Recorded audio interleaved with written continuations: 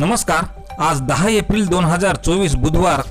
आजही रात्रीला महाराष्ट्रातील या 17 जिल्ह्यात वादळी वाऱ्यासह जोरदार पाऊस तर 5 जिल्ह्याला गारपिटीचा इशारा भारतीय हवामान खात्याने वर्तवलेला आहे।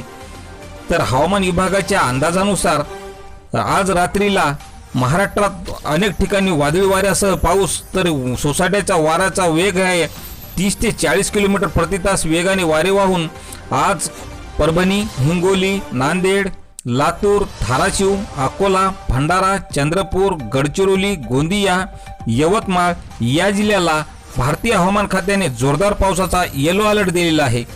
तर भारतीय हवामान विभागाने अमरावती, बुलढाणा, नागपूर, वर्धा, वाशिम या जिल्ह्याला वादळी पाऊस आणि गारपिटीचा इशारा दिलेला आहे। तर या जिल्ह्याला ऑरेंज अलर्ट दिला असून हे पावसाळी वातावरण पुढील 2 दिवस कायम राहील। तर या पावसाच्या दरम्यान वाऱ्याचा वेग प्रति तास 40 ते 50 किलोमीटर वेगाने वारे वाहतील असाही अंदाज भारतीय हवामान खात्याने आज वर्तवलेला आहे।